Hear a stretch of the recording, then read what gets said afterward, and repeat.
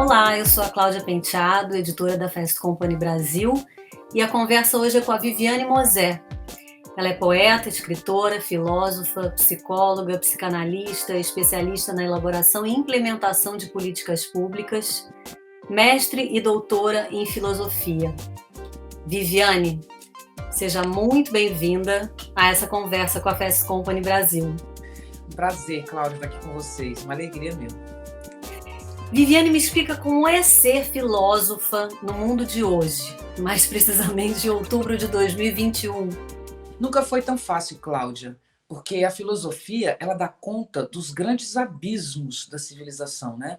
O exercício da filosofia quer dizer, o estudo, antes de tudo, da filosofia, a formação, ela trata da sofisticação do pensamento, do raciocínio, da linguagem. Então, é como se a filosofia sofisticasse a nossa capacidade de elaborar conceitos, de pensar, de interferir, né, no mundo. E diante de grandes desafios é a hora da filosofia. E como a sociedade ela é sinônimo de impasse, a civilização é sinônimo de impasse, a filosofia sempre teve um papel fundamental. O que as pessoas às vezes acham que não é importante, ou a filosofia e tal, porque ela pode não ser popular. A poesia também não é tão popular, né? Quem escreve poemas, eu também sou poeta, a poesia não vende, não é uma coisa que venda, mas o mundo vive de poesia. A poesia é essencial para todo mundo. Então, o fato das coisas como filosofia e poesia não ocuparem um grande lugar nas nossas mídias contemporâneas, até ocupa, né? Bastante. Mas isso não quer dizer que ela não tem importância. A filosofia é que realmente move o mundo, porque nós somos seres virtuais. Né? Nós somos seres que têm presença, mas nós existimos por uma memória, por uma articulação de conceitos, que é a nossa consciência, então nós somos virtuais. Nós somos movidos por conceitos. E a filosofia é quem sofistica a nossa capacidade de produzir e construir conceito. Né? Então é essencial, fundamental. A filosofia é essencial. Eu trabalho muito num período como esse.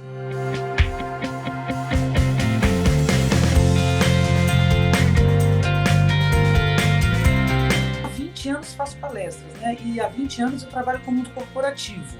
E há 20 anos o mundo corporativo já lida com essas questões, porque desde que a sociedade passou do modelo piramidal, vertical, né? A gente sabe muito bem o que é o modelo piramidal, verticalizado. Ou seja, para você subir nessa escala, para você crescer, você tem que tirar alguém.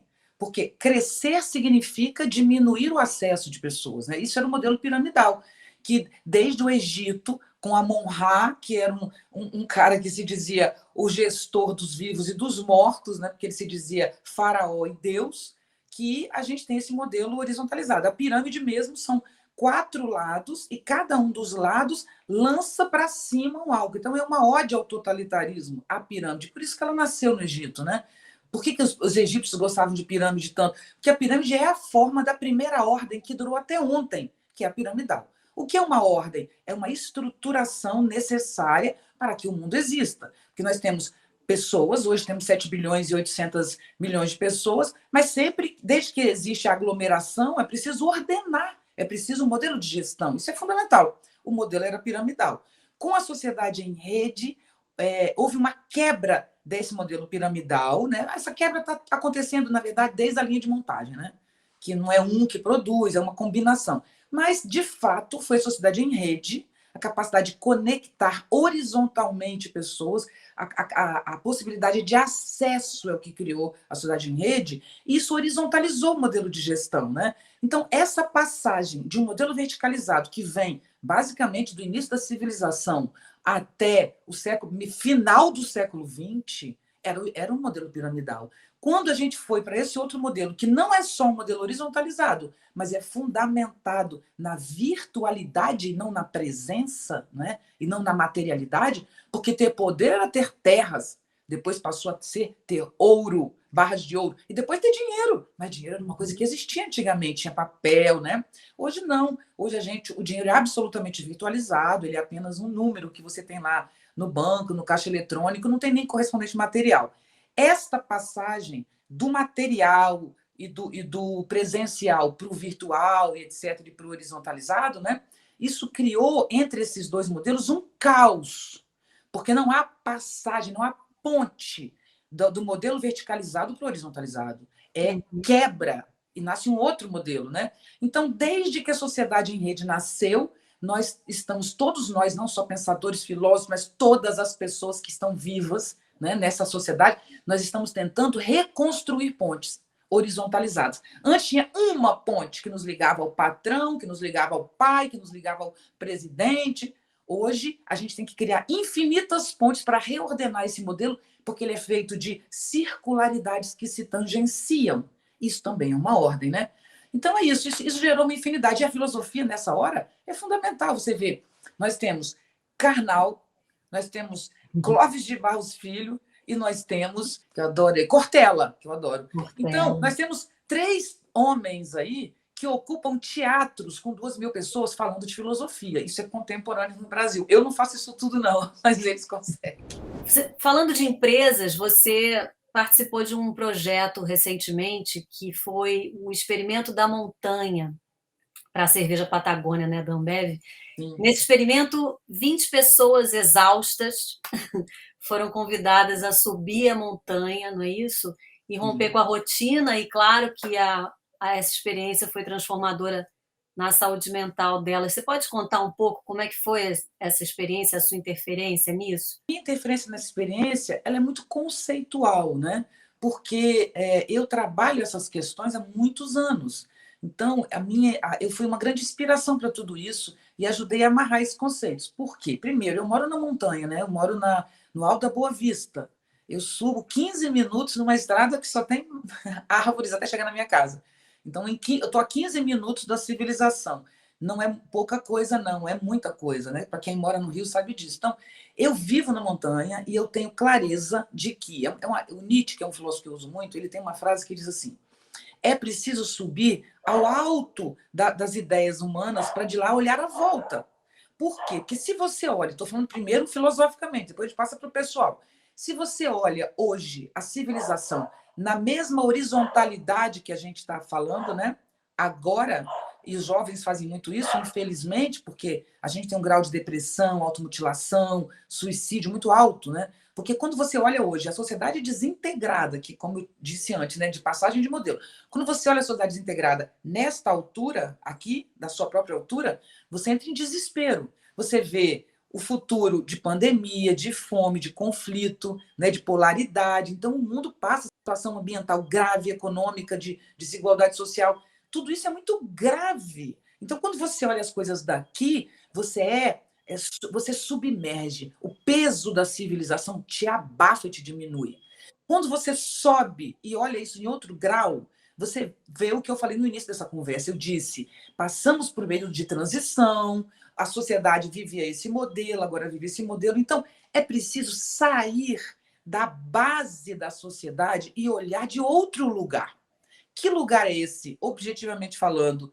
É a montanha, por isso que eu moro aqui. O ar é diferente. Eu não estou dizendo para vocês, gente, que todo mundo tem que ir para a montanha. Lógico que não, mas a experiência da Patagônia, que foi muito legal, fez esse teste, digamos assim. Pegou pessoas exaustas da horizontalidade, colocou no alto de uma montanha, onde a relação lá não é com a civilização, ela é com a vida, porque uma coisa é a vida, outra civilização, né? A gente tem que distinguir isso.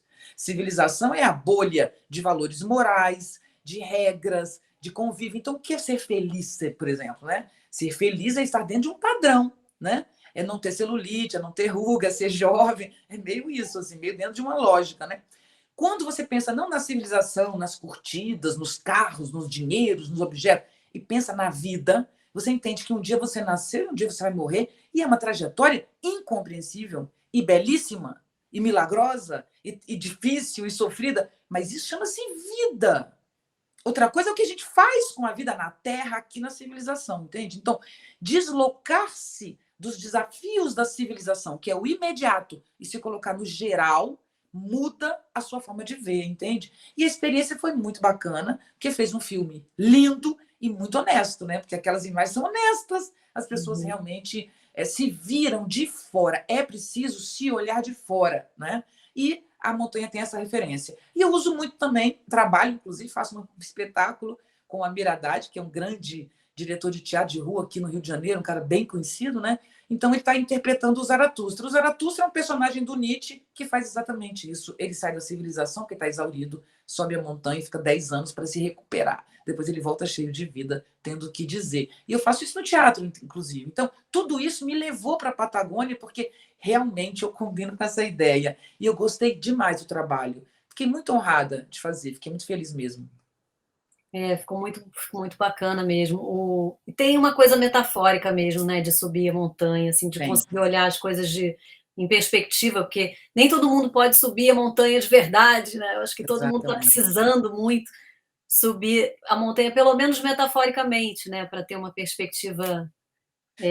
Cláudia, porque esse que você falou de metaforicamente é interessante, porque a gente realmente é virtual, sabe? Nós somos muito mais. Então, eu estou falando com você aqui, eu tenho perna, eu tenho braço, eu tenho mão, né? Mas não é isso que está importando. Eu não estou ligada nisso. Eu estou ligada na minha memória, nas coisas que eu estudei, que eu pensei, que eu vivi, no que a gente trabalhou com a Patagônia. Então, a gente é muito mais pensamento.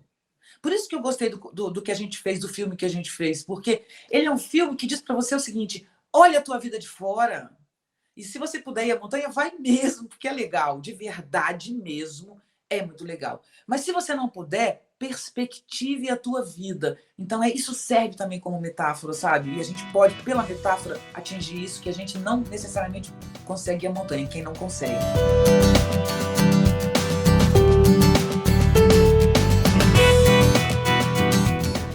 Quais os caminhos, na sua visão de filósofa, de psicanalista, para realmente cuidar da saúde mental das pessoas no ambiente corporativo? Isso virou uma grande discussão. Como é que você vê isso? Ô, Cláudio, eu vou te ser muito sincera, né? Isso é meu papel, né? Então, eu vou dizer o que eu realmente penso sobre isso. A indústria que mais cresce no mundo e que mais é lucrativa é a indústria farmacêutica. A gente fecha, aqui no Rio de Janeiro, nessa crise, você vê fechar 10 lojas, restaurantes e abrir 5, 10 farmácias no mesmo lugar. A grande revolução da tecnologia, além da sociedade em rede horizontalizada, foi a psicofarmacologia.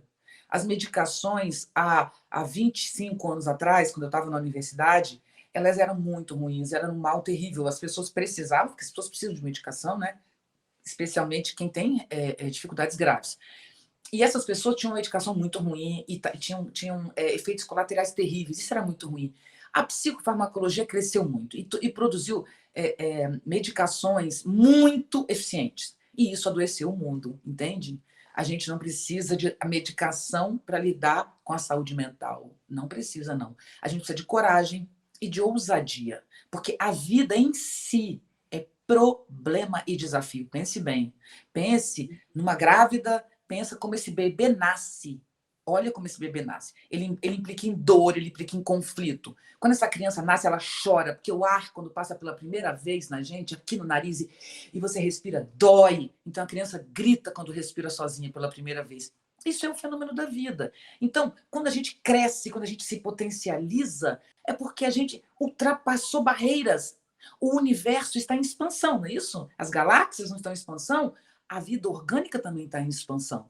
Então, viver é expandir, é crescer, é ter uma alma larga, é abrir sua alma, é se tornar um ser grandioso, ser capaz de abarcar muito mundo, muita contradição. Isso é vida. Então, vida é necessariamente luta. Mas a bolha civilizatória nos prometeu felicidade. E o que é felicidade? É o que está aí atrás de todo produto que você compra. Quando você compra um sapato, você não precisa mais sapato, vamos combinar. Você não compra porque você precisa. Você compra porque ele te diz que aquilo vai te dar felicidade. Então, o mercado vive da ideia de felicidade. Então, hoje, quem é literalmente que tem doença mental ou que se sente mentalmente abalado, né? É quem não consegue se colocar na bolha. Mas a bolha não cabe todo mundo. Então, este conflito não é um conflito de saúde mental. Isso é um conflito de civilização.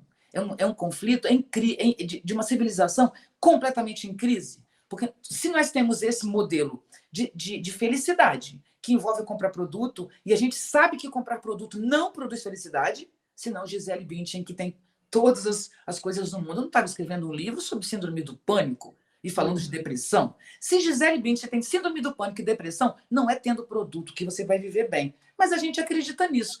Então, o que se tornou hoje? Se tornou uma lindeza, que é assim, todo mundo que sofre e passa por crises existenciais que são essenciais para crescer, especialmente os artistas, eles vão para a TV e dizem: eu descobri que eu tenho depressão. Aí resolve o problema. Ninguém sofre mais, eu tenho depressão, né? Aí parece que o sofrimento psíquico virou doença. Eu diria para você, existe doença mental? Nenhuma. Nenhuma. Estude Michel Foucault. Eu estou usando Michel Foucault, História da Loucura, né? Não existe doença mental. Isso é uma palavra torta. Existe diferença psíquica. Algumas pessoas têm certos modelos psíquicos que não se enquadram e sofrem muito e precisam de medicação.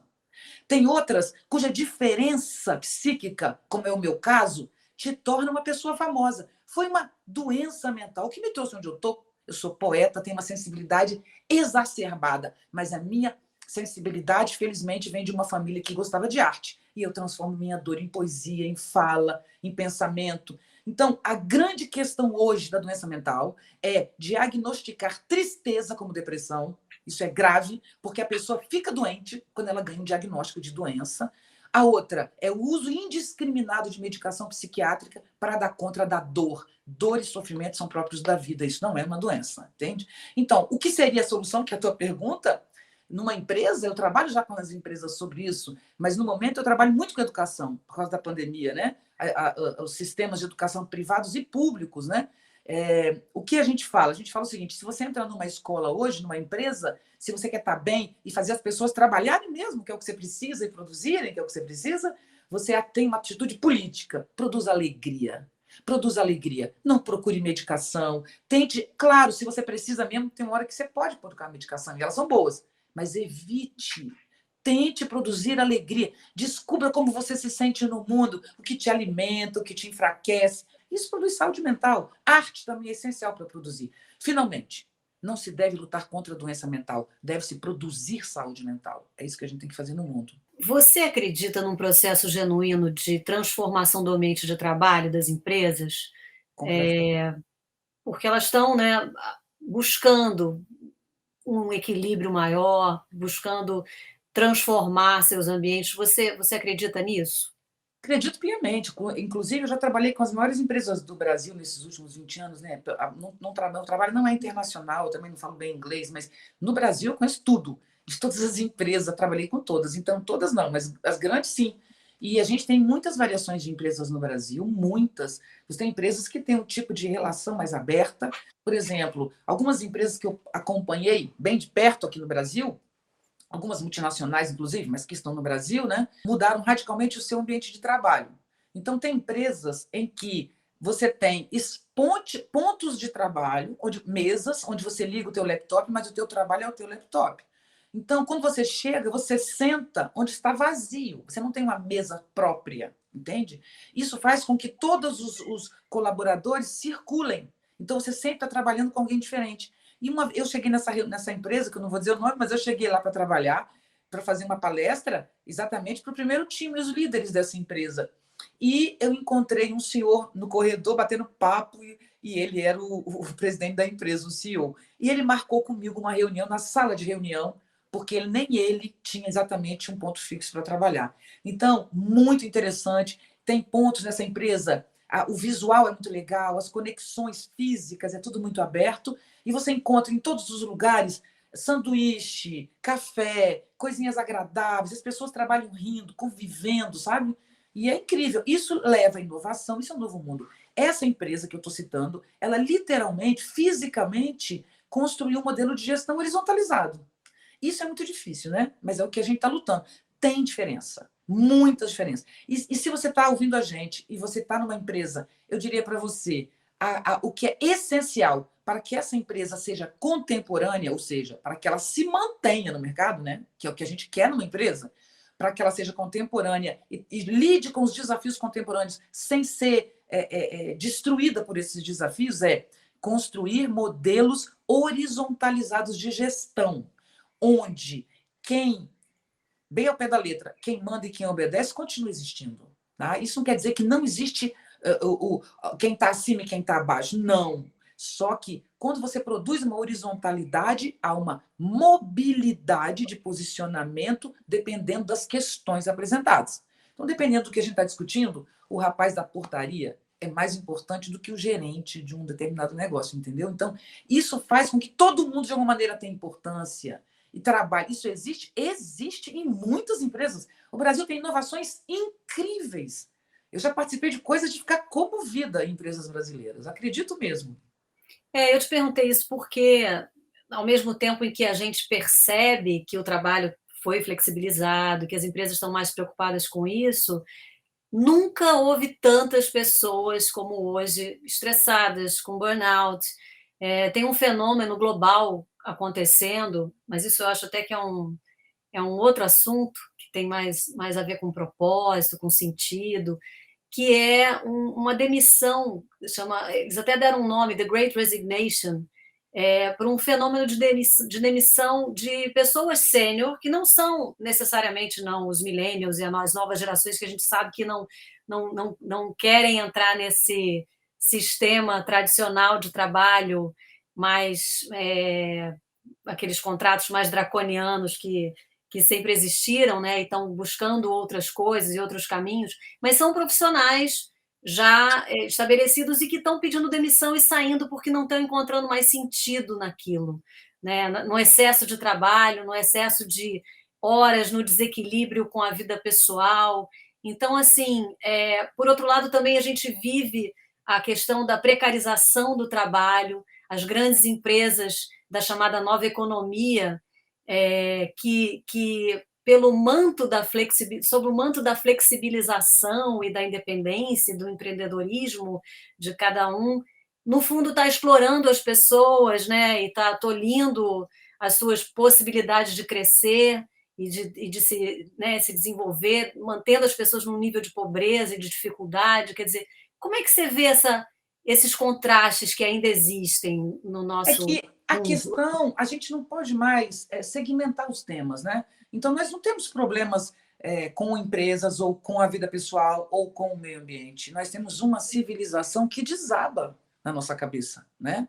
Nós temos uma exaustão ambiental gravíssima que nos levou à pandemia, porque nós destruímos os biomas, os ecossistemas, e os humanos são como os animais que estão dominando a Terra. A gente tem 7 bilhões e 800 milhões de pessoas no mundo ocupando a superfície da Terra e destruindo a sua camada de verde, né? Então, isso nos tornou hospedeiro de vírus. Nós temos uma crise econômica que não é crise econômica, não, é exaustão, porque nós temos o Zuckerberg, que perdeu 6 bilhões de dólares porque ficou fora do ar algumas horas, e isso fez ele perder uma posição para o Bill Gates. Foi só isso. 7 bilhões de dólares. 7 bilhões de dólares colocados numa favela do Rio de Janeiro ou num assentamento na Europa, com as migrações e com tudo que a gente está passando. Então, assim, é um absurdo o que a gente tem no mundo. O mundo é que é um absurdo, entende? O mundo é um absurdo e ele está caindo. Então, nós temos uma exaustão ambiental, uma exaustão econômica que gera violência e descrédito e ódio com relação à vida, e nós temos uma exaustão humana, que é a pior de todas. O suicídio é a segunda razão de morte de jovens e está se tornando a primeira razão de morte de crianças em muitas cidades no mundo, especialmente americanas. As 5 doenças que mais matam crianças nos Estados Unidos mata menos que suicídio. Então, nós temos uma humanidade exaurida pela própria civilização. Mas a gente adora apontar culpado. A culpa é da empresa que nos. Não, a gente tem esse sistema de fragmentação do trabalho e de exploração. Você tem absoluta razão em tudo que você falou. Absoluta razão. Mas isso é produto de um grupo de problemas, entende? Se a gente hoje conseguisse, nas relações de trabalho, relações harmônicas, continuaríamos estressados. O nosso estresse não é só, é também das relações de trabalho, mas não é só, entende? Nosso estresse vem de uma exaustão de um modelo civilizatório que, se não se transformar, colocará a espécie humana em extinção. Isso é um fato. Nada animador. Nada animador. Por outro lado, Cláudia, é animador, porque se você olha, eu trabalho com inovação, esse é meu tema, né? Sociedade em rede, novos modelos de gestão horizontalizados, novas lideranças, é sobre isso que eu falo 100% do meu tempo. Se nós temos de um lado todas as exaustões que eu falei, as 3, Nós temos do lado de cá a tecnologia, que é a melhor coisa que a gente tem no mundo. Eu fico muito irritado com as pessoas falando mal da tecnologia. É um monte de velho, né?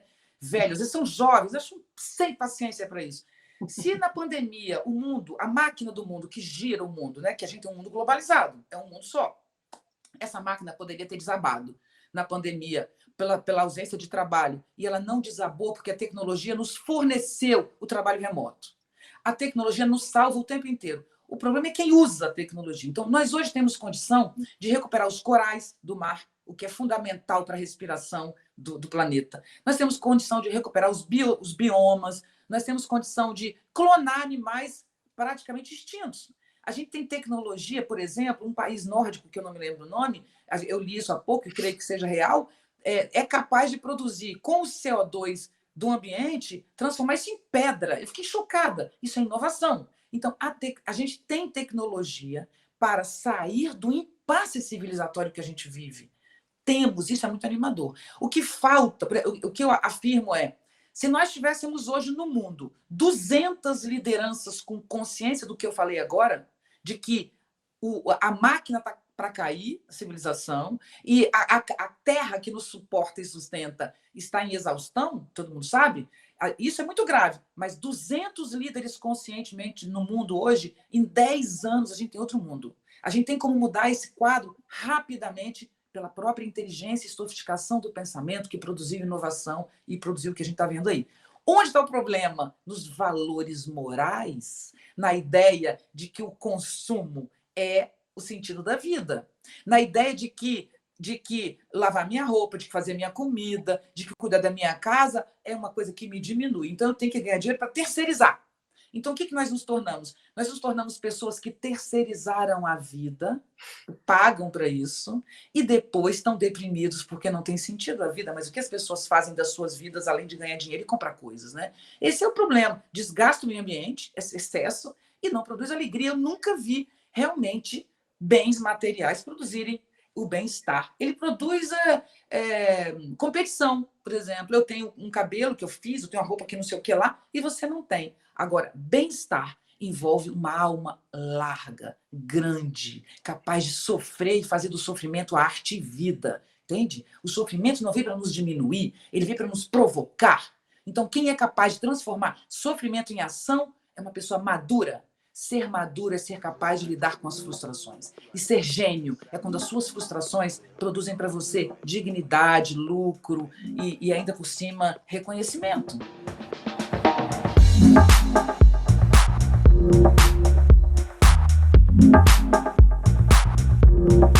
Como é que você lida com esse termo propósito? Que fala-se muito de propósito, acho que o próprio ambiente corporativo se apropriou muito do propósito, no sentido de defender a ideia de que as empresas precisam ter um propósito, precisam trazer algo de bom para o mundo para justificar a sua existência e não só vender produtos e tal. Como é que você lida com esse conceito no seu trabalho, dentro das empresas? Como antigamente a gente chamava a bipolaridade de psicose maníaco-depressiva.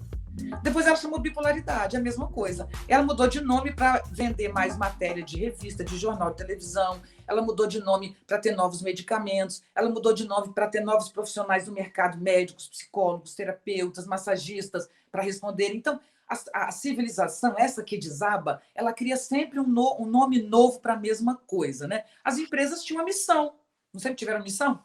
E agora virou propósito, é só mudar o nome, não muda nada. As empresas precisam de fato, porque nós estamos com alguma coisa que rói o nosso calcanhar, entende? Que nos persegue. Então, ou as empresas vão ter uma real atuação, ou elas não vão conseguir atingir o seu propósito. Não basta ter propósito. É preciso, de fato, criar um ambiente saudável para que os seus colaboradores, especialmente os que trabalham com inovação, possam levar a tua empresa adiante. É preciso que você tenha, de fato, e daqui por diante cada vez mais, porque nós teremos outras pandemias. Nós somos uma sociedade pronta para a pandemia, não para protegermos da pandemia. Somos uma sociedade pandêmica e aberta a exaustões ambientais.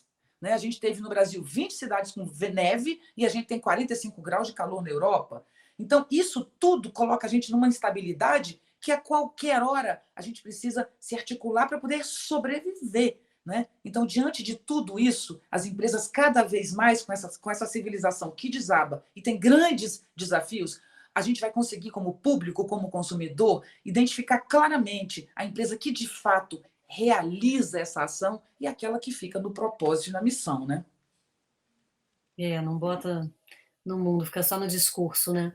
Tem até um termo que se usa muito hoje em dia, que é walk the talk, né? É agir, é fazer, é caminhar sobre o que você, né, afirma.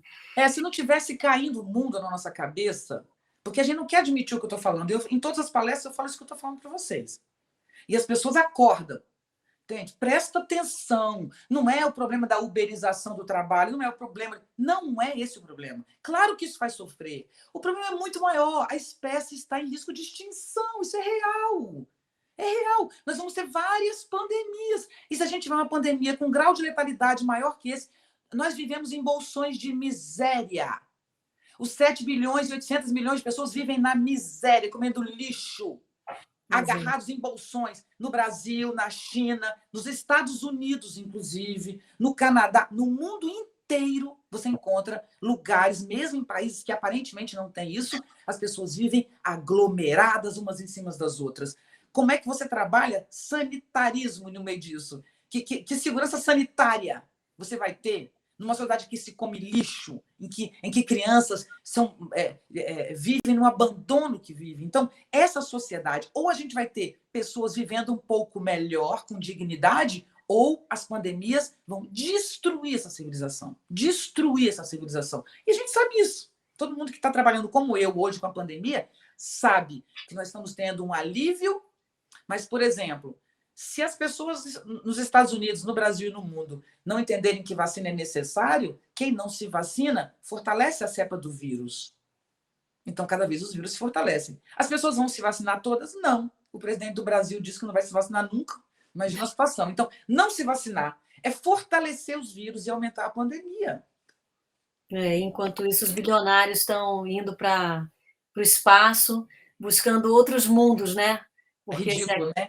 Enquanto esse aqui está sendo destruído, né? É ridículo num grau.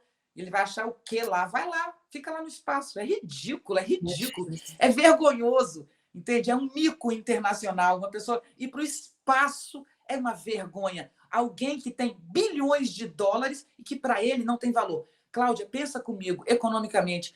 Eu tenho 100 bilhões, mais ou menos, como tem o Zuckerberg. Se eu ganho mais 2 bilhões, 10, eu tenho 100. Eu ganho mais 10 bilhões, o que eu compro? O que eu faço com esse dinheiro? Nada. Então, esse dinheiro aqui não é mais dinheiro. Quando o dinheiro chega nos 100 mais ricos do mundo, ele não é mais dinheiro. Mas aquele dinheiro foi tirado do jogo da máquina para dar àquela pessoa lugar entre mais rico do mundo. E esse dinheiro salva vidas. Então, os 100 mais ricos do mundo, nós temos que, com o tempo, nós que gostamos da vida, nós temos que criar um modelo de avaliação que diga para essas pessoas que elas estão com os bilhões delas, aqueles bilhões delas, é que provoca a miséria e o sofrimento do mundo e que gera violência além da medida. Porque a violência é uma coisa que é do mundo mesmo, mas o excesso de violência, o ódio contra a vida e essa exaustão que leva à morte, ao suicídio, à depressão, isso é consequência, antes de tudo, inclusive a destruição ambiental, né? A exaustão humana e a exaustão ambiental, elas são consequências de uma exaustão econômica, vergonhosa. E isso tenho certeza que nos próximos anos vai ser colocado em questão. E o que Nietzsche pode ensinar para a gente sobre viver na pandemia? Tem aquela frase famosa, né, do Zaratustra, que é muito bonita, muito repetida, que é preciso ter o caos dentro de si para gerar uma estrela dançante. Eu fico pensando, estamos no caos. E aí? Muitas estrelas dançantes, você não está vendo, eu só vejo estrelas dançantes nesse caos.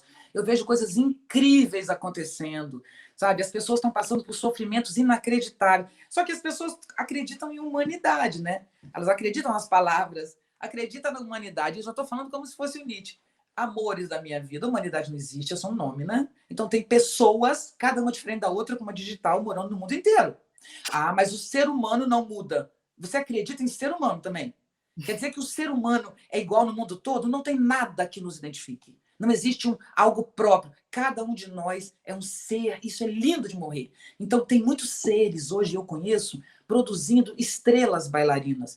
Essas pessoas, se elas são líderes, se você tem, eu falei, nós temos 7 bilhões e 800 milhões de pessoas. Se eu tiver 200 líderes com estrelas bailarinas que nasceram de um caos, nós temos outro mundo, entende? Porque a gente trabalha com lideranças. Eu sou liderança. Eu estou aqui falando para vocês. Então, é assim que a gente funciona. A gente gosta do professor. Então, é produção de conceito. Onde o Nietzsche entra nessa história?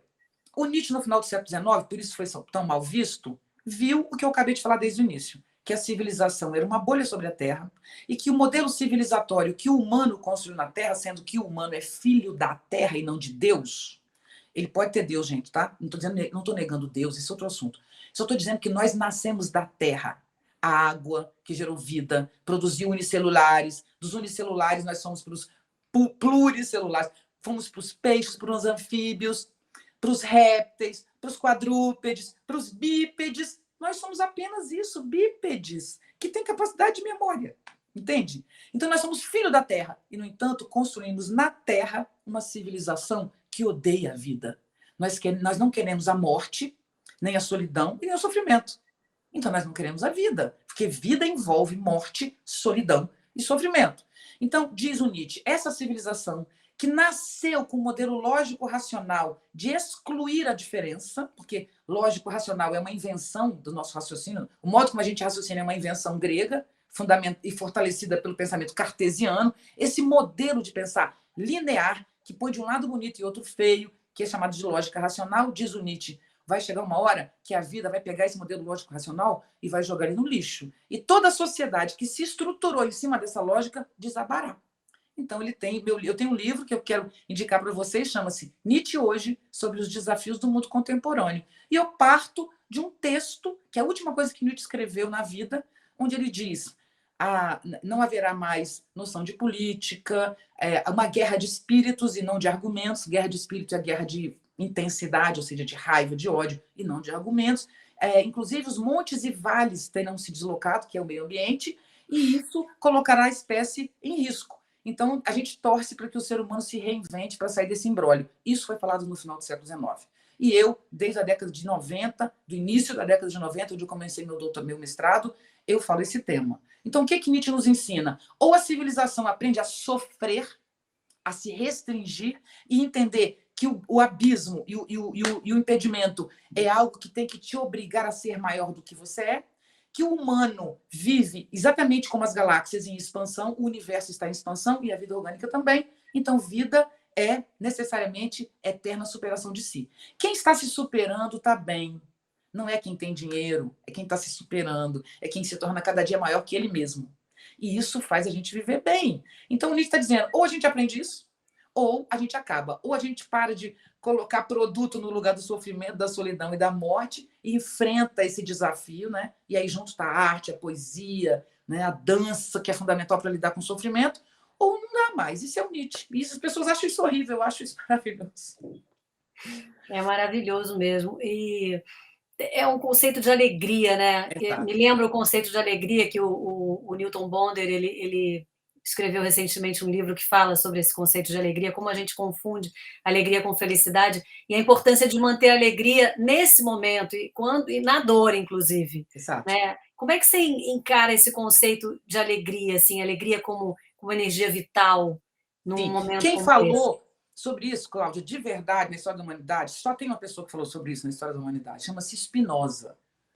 Entende? A base da ideia de alegria vem de Spinoza, que é um autor contemporâneo do pensamento cartesiano. A gente sabe que cartesiano são as coordenadas cartesianas, né? É a bipolaridade em si, o pensamento cartesiano, ou é ou não é. E o Spinoza diz: Deus não criou o mundo, Deus é o mundo. Todo o universo, as galáxias, chama-se Deus. Mas por que ele chama de Deus? Ele diz que Deus é igual a ação.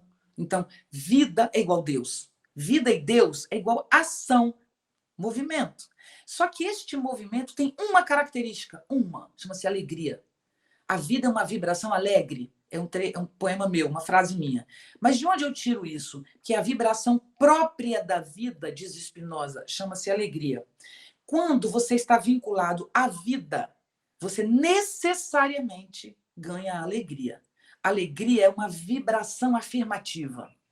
Já a felicidade é um valor moral, que é estar enquadrado, bem enquadrado no modelo social civilizatório. Em geral, enquadrar-se no modelo civilizatório é servir ao mundo civilizatório. O contrário da alegria. Na alegria, você não ganha produto nem lugar no mundo, não. Você ganha vibração afirmativa, né? Então, para Spinoza, não existe tristeza, existe falta de alegria. Para Spinoza, não existe amor, existe alegria atribuída a um fator externo, que é uma pessoa, né? Alguém que você ama. E ódio. Ódio é a falta de alegria atribuída a um fator externo. Então, para Spinoza, só existe alegria. E onde você encontra alegria? Quando você faz as pazes com a vida, quando você se enche de vida. Para Spinoza, toda a alegria que você tem é a alegria de viver. Então, estar pleno de vida é estar pleno de potência, juntando com Nietzsche, que Nietzsche se parece com Spinoza. Dá para juntar bem os dois. Então, é como se fosse assim, ganhe potência e força que vem da vida para lidar com os desafios. Você vai ganhar mais potência ainda, mais força ainda, e isso vai te fazer viver transbordando. Alegria é um transbordamento de vida. Eu acho que com isso a gente encerra aqui a nossa conversa. Muito obrigada, Viviane. Foi ótima essa conversa, foi inspiradora. E eu espero que a gente consiga, com alegria, seguir aqui, enfrentar todos os desafios aí que a gente tem pela frente, né? Porque são muitos. Muitos, Cláudia. Eu posso terminar com um poema? Claro, por favor. É que é um poema que eu falo muito, que acho que é legal, sabe? Já que eu falei tudo isso, eu queria dar às pessoas finalmente fechar com uma coisa mais afirmativa, né?